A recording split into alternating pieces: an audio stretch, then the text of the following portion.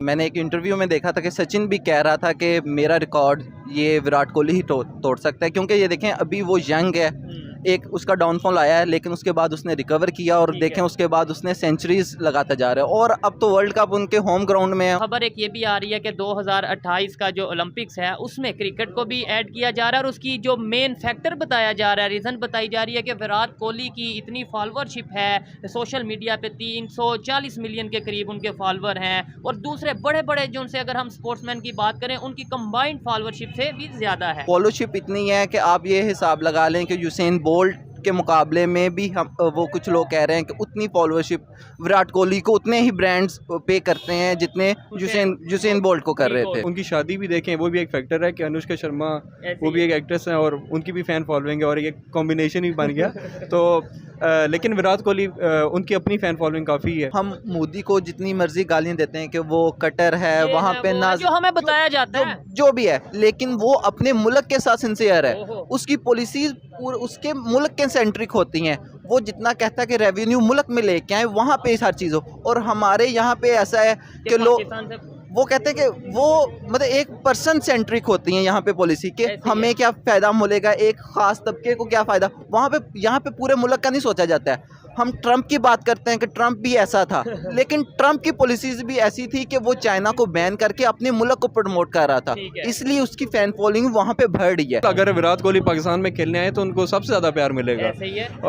Unfortunately India प्यार नहीं देता उस अपने क्या कहते हैं मुखालफिन जो टीमों को, लेकिन पाकिस्तानी जैसे वेलकम किया गया है वहाँ पे बाबर भाई लेकिन अगर आप वही ग्राउंड की सिचुएशन देखें तो अनफॉर्चुनेटली बहुत मिसहैप्स आपने देखी होगी, बहुत कमेंट्स देखे होंगे, but Pakistan is very welcoming. और मैं तो चाहता हूँ, मेरी भी ख्वाहिश है, सब पाकिस्तानी की ख्वाहिश है कि 2025 में चैंपियन ट्रॉफी में विराट कोहली पाकिस्तान में खेलने हैं। अगर बात करें कि इंडिया की टीम की वर्ल्ड कप में जो परफॉर्मेंस है, ख़ास तौर पे विराट कोहली की बात करें, अभी उनकी 78 सेंचुरीज हो चुकी हैं ओवरऑल और 48 जो सी हैं वो ओडीआई मैच में उनकी सेंचुरी हो चुकी है। और अगर सचिन तेंदुलकर की बात करें तो उनकी 49 सेंचुरीज हैं ओडीआई में। क्या लगता है कि ये रिकॉर्ड तोड़ पाएंगे उनका? और बिल्कुल फैक्ट्स तो यही कहते हैं कि वो रिकॉर्ड तोड़ देंगे। और मैंने एक इंटरव्यू में देखा था कि सचिन भी कह रहा था कि मेरा रिकॉर्ड ये विराट कोहली ही तोड़ सकता है, क्योंकि ये देखें अभी वो यंग है। एक उसका डाउनफॉल आया है, लेकिन उसके बाद उसने रिकवर किया और देखें उसके बाद उसने सेंचुरीज लगाता जा रहा है और अब तो वर्ल्ड कप उनके होम ग्राउंड में है, उनको एडवांटेज है पिचेस का। और ना सिर्फ उसने रिकवर किया बल्कि ऐसा रिकवर किया कि पूरी दुनिया देख रही है। बिल्कुल। और खबर ये भी है कि 2028 का जो ओलंपिक्स है उसमें मतलब खबर के मुताबिक क्रिकेट को भी उसमें ऐड किया जाएगा। और बड़ा फैक्टर ये बताया जा रहा है कि जैसे विराट कोहली की फॉलोअरशिप है सोशल मीडिया पे, 340 मिलियन ऑलमोस्ट फॉलोअर हैं, ये बड़े बड़े जो उनसे प्लेयर्स हैं उनकी ओवरऑल फॉलोअरशिप से भी ज़्यादा है, कंबाइंड फॉलोअरशिप से भी। बिल्कुल ऐसा ही है। और इंडिया में ये ब्रांड्स जितने भी बड़े ब्रांड्स हैं, ये इनके ब्रांड एम्बेसडर बनते हैं, इनको मतलब रेवेन्यू जनरेट होता है। उसके अलावा ये फॉलोशिप इतनी है कि आप ये हिसाब लगा लें कि यूसेन बोल्ट के मुकाबले में भी हम वो कुछ लोग कह रहे हैं कि उतनी फॉलोअरशिप विराट कोहली को उतने ही ब्रांड्स पे करते हैं जितने यूसेन बोल्ट को कर रहे थे। ऐसे ही है। क्या कहेंगे आप, पाकिस्तान में भी बड़े बड़े प्लेयर हैं, हम कंपैरिजन तो बड़े शौक से करते हैं बाबर आजम का विराट कोहली से, कभी किसी का किसी से, लेकिन क्या आपको लगता है बाबर आजम के टोटल आई थिंक जो 10 से 11-12 मिलियन के करीब फॉलोअर हैं और किधर 340 मिलियन फॉलोअर, क्या वजह है? हम लोग नहीं मतलब एज ए पाकिस्तानी हम जो है वो अपने प्लेयर को सपोर्ट नहीं करते या आबादी कम है, क्या रीज़न समझते हैं आप? मेरे ख्याल में एक सबसे बड़ी जो रीज़न है वो ये है कि वहाँ पे ब्रांड्स ज़्यादा हैं, यहाँ पे ब्रांड्स कम है, छोटी हैं। जो भी रेवेन्यू जनरेट करते हैं ये क्रिकेटर्स, हालांकि हम बहुत ज़्यादा रेवेन्यू जनरेट करते हैं, लेकिन यहाँ पे उस तरह यूटिलाइज़ नहीं किया जाता है प्लेयर्स को, और ना कि ब्रांड्स का फोकस भी नहीं होता है कि प्लेयर्स को लेके आए आगे।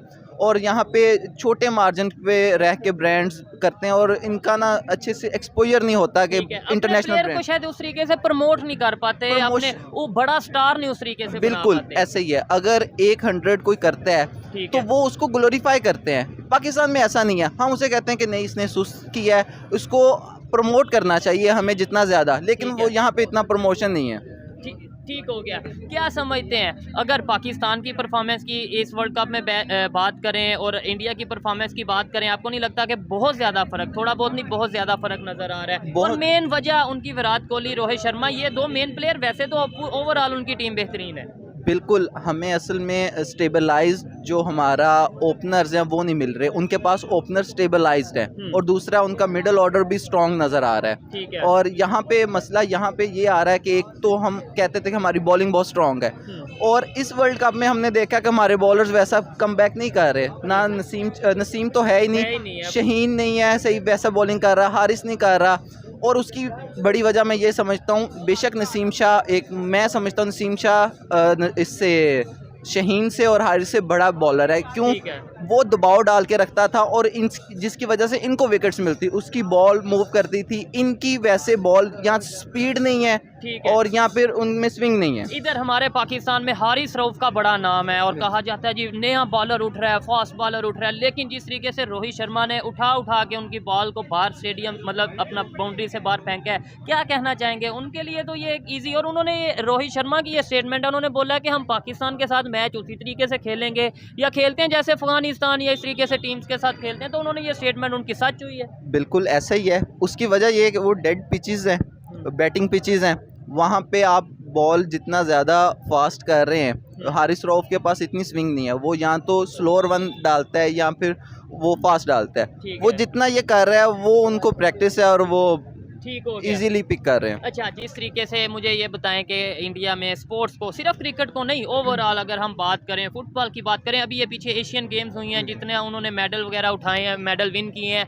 अभी 2036 के जो ओलंपिक्स है वो भी खबर के मुताबिक उनके प्राइम मिनिस्टर, इंडिया के प्राइम मिनिस्टर ने बोला कि पूरी कोशिश करेंगे कि वो इंडिया में हो। इतना ये स्पोर्ट्स को प्रमोट किया जा रहा है वहाँ पे, क्या स्पोर्ट्स की वजह से आपको नहीं लगता कि इंडिया का बहुत ज़्यादा पॉजिटिव इमेज पूरी दुनिया में जाएगा? बिल्कुल ऐसा ही। आप स्पोर्ट्स, वो छोटी छोटी स्पोर्ट्स को भी बहुत बड़ा करते हैं। इवन के वहाँ पे कबड्डी के वर्ल्ड कप होते हैं और वो अपने बास्केटबॉल के, वॉलीबॉल के, और वो अपने सेलिब्रिटीज़ को लेके आते हैं कि वो वहाँ पे आके टीम्स खरीदते हैं और वो पूरे बड़ा लेवल पे एक लेके जाते हैं और काफ़ी बड़ा एक इवेंट करते हैं। आप इसके हवाले से क्या कहना चाहेंगे ओवरऑल? मतलब अगर क्रिकेट में इंटरेस्ट है तो आप क्रिकेट के बारे में बता सकते हैं, नहीं तो ओवरऑल स्पोर्ट्स को जैसे वहाँ पे प्रमोट किया जा रहा है और जैसे यहाँ पे प्रमोट किया जा रहा है, कोई फ़र्क नज़र आ रहा है कि आपको लगता है यहाँ पे भी अच्छा चल रहा है, सब अच्छा प्रमोट कर रहे हैं स्पोर्ट को, क्रिकेट हो या कोई भी गेम?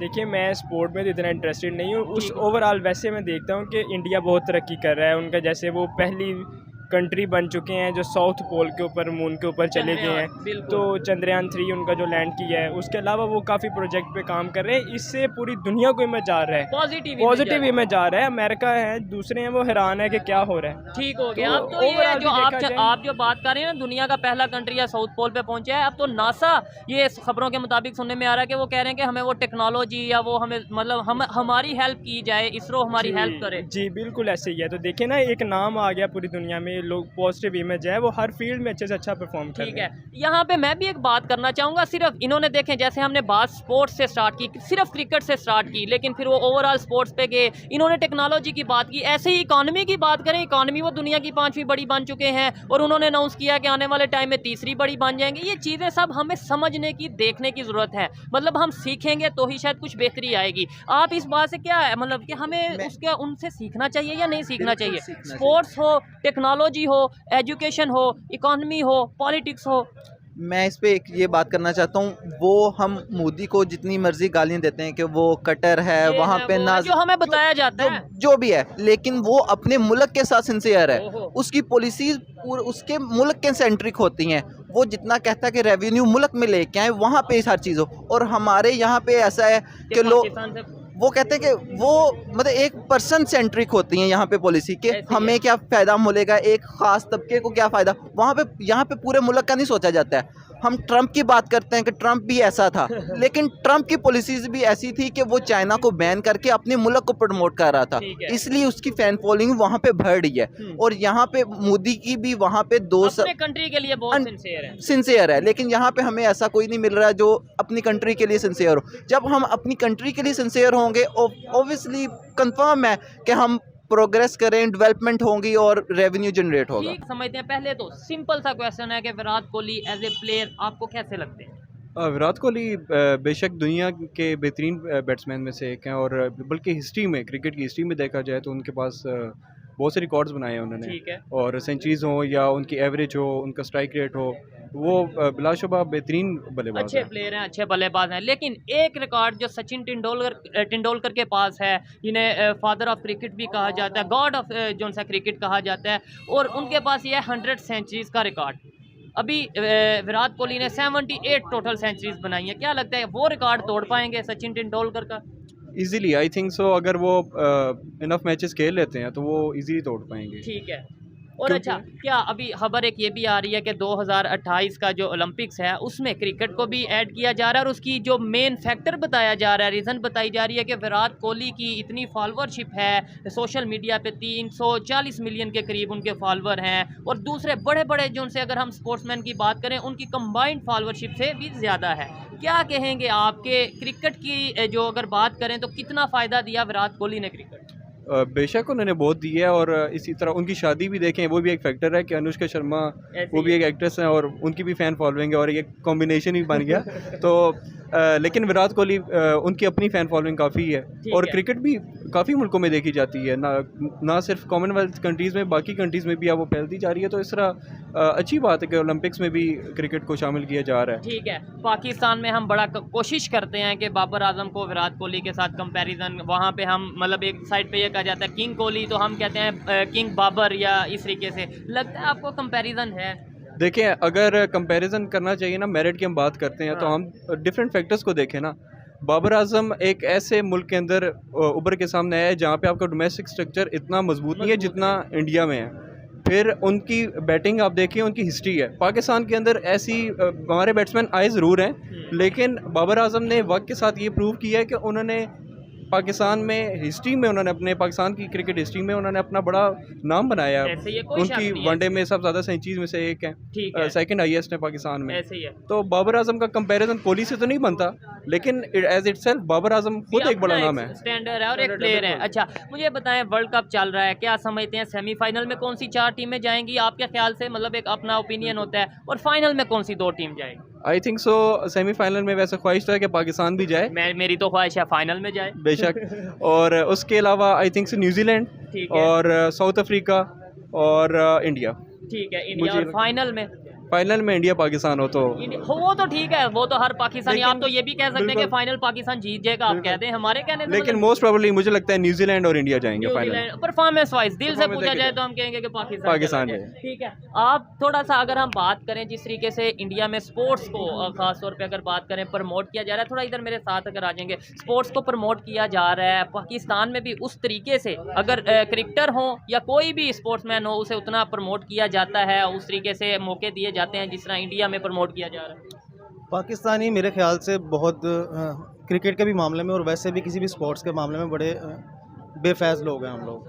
हम अपनी टीम का जीत में तो साथ देते हैं, जीत में उनके साथ खुशी तो मनाते हैं, लेकिन जब वो टीम हार जाती है ना तो उनको उस तरह से सपोर्ट नहीं करते। ठीक है। नहीं, उसमें एक मेरी जो ओपिनियन वो ये है कि देखें, जब भी बड़ा मैच होगा हम हार जाएंगे तो दुख तो होगा, वैसे छोटी छोटी सीरीज़ में हम जीतते जाएंगे जब जिसे कोई इतना देखता भी नहीं है। बिल्कुल, ये तो आपकी बात ठीक है। और वैसे भी इंडिया के साथ जब हमारी क्रिकेट होती है तो खाली क्रिकेट नहीं हो रही होती, और बड़े फैक्टर्स होते हैं जो बीच में इन्वॉल्व होते हैं, तो इसी वजह से जागे होते हैं। बिल्कुल जज्बात हमारे भी जागे होते हैं, और कुछ डील्स भी ऐसी हैं जो ऊपर की सतह पे हो रही होती हैं। ठीक है। तो ये चीज़ आपको 2011 के वर्ल्ड कप में भी नजर आई सेमीफाइनल में, और उसके बाद भी हम देखते रहते हैं कि मतलब वैसे हमारी टीम तो अभी भी कह रहे थे ये जो 14 तारीख को इंडिया पाकिस्तान का मैच हुआ ये भी फिक्स था, लेकिन मुझे परफॉर्मेंस की अगर बात की जाए दूर दूर तक ऐसा नहीं लगता कि उन्हें फिक्स करने की जरूरत थी। बिल्कुल, ये फिक्स था भी तो बहुत बुरा फिक्स था। मतलब जिस तरह से एकदम सारे 191 पे सारी ठीक हो गया। Virat Kohli the only king in the world, और पाकिस्तानी बाबर आजम से कंपेरिजन करते हैं। 78 शतक ऐसे ही नहीं आ जाते हैं। किंग कोहली सर का रिकॉर्ड तो कोई भी नहीं तोड़ सकता है। आपका क्या कहना है?